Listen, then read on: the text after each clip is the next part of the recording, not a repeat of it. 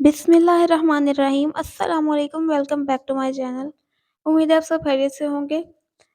Coffee हम सर्दियों में इस्तेमाल करते हैं और गर्मियों में कोल्ड कॉफ़ी पी जाती है, लेकिन इसको आज हम बनाएंगे बहुत ही आसान तरीके से। इसको बीट करके बनाया जाता है नॉर्मली, और अच्छा सा फुला के फिर उसके बाद उसको दूध में शामिल करते हैं।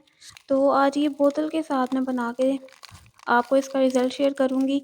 2 मैंने साशे ले लिए हैं इस तरह के कॉफ़ी के, और ये मैंने दोनों साशे इस केफ की मदद से बोतल में डाल दिए। और उसके बाद अब हम इसमें चीनी शामिल करेंगे। मेरे पास जो मोटे दाने वाली चीनी होती है, जिसके मोटे-मोटे से क्रिस्टल होते हैं, वो थी। तो मेरे ख़्याल में अगर बारीक दानों वाली चीनी होगी, जिसे कास्टर शुगर कहते हैं, अगर आप वो डालेंगे तो ज़्यादा बेहतर होता है, जल्दी हल हो जाती है। तो मैंने इसमें तकरीबन 4 चाय के चम्मच इसमें शामिल किए हैं चीनी के, और उसके बाद हम इसमें पानी शामिल करेंगे।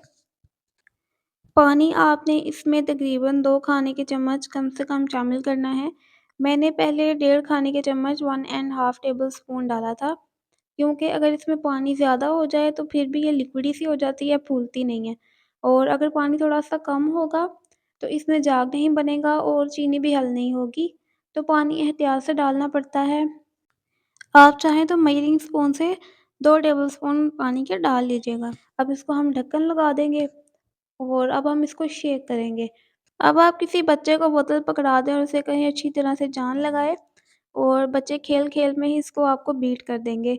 आपको इसको अच्छे से बीट करना होगा, और मैंने जो नॉर्मली देखा है कि लोग कहते हैं कि 1 मिनट में अच्छे से बीट हो जाती है, लेकिन मेरे केस में तो ऐसा बिल्कुल नहीं हुआ। 1 मिनट बिल्कुल नहीं लगा है, काफ़ी ज़्यादा टाइम इसको बीट होने में लग गया है, तकरीबन 10 से 12 मिनट। तकरीबन 5-7 मिनट बाद जब मैंने इसको खोल कर चेक किया तो इसमें चीनी के दाने अभी भी मौजूद थे। फिर मैंने इसमें हाफ़ टेबल स्पून पानी मज़ीद शामिल किया, और उसके बाद फिर उसको दोबारा से बीट किया। तो चीनी में डिज़ोल्व होने में काफ़ी टाइम ले लिया, और अब ये इस तरीके से ये झाग सी बनी है। और अब मैंने दूध गर्म कर लिया था, इसमें अपनी पसंद के मुताबिक चीनी शामिल कर लें, और इसमें हम ये डाल देंगे।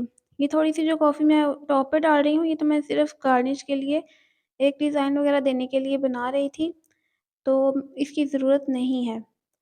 अब आप इसके साथ तकरीबन 4 से 5 कप तो कॉफ़ी के बना सकते हैं। अब जो देसी खाने वाले लोग हैं, उनको इसका टेस्ट कुछ ख़ास पसंद नहीं आता, क्योंकि इसमें कड़वाहट होती है। इसमें कैफ़ीन काफ़ी ज़्यादा क्वांटिटी में मौजूद होती है, तो इसकी आपको अपने आप को आदत नहीं डालनी है, और कभी-कभार इसको पी लिया करें, बहुत ज़्यादा मत बनाइएगा।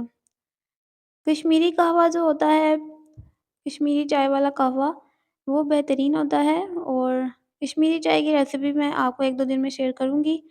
बहुत अलग कश्मीरी चाय, और बहुत कम टाइम में मैं बनाती हूँ, और कुदरती रंग भी उसमें आ जाता है। अब आप इसको चम्मच की मदद से अच्छे से मिक्स कर लें और सर्व कर लें। आप जब इसको ट्राई करें, मुझे ज़रूर बताइएगा कि आपको इसको बीट करने में कितना टाइम लगा। नेक्स्ट रेसिपी तक के लिए अल्लाह हाफ़िज़।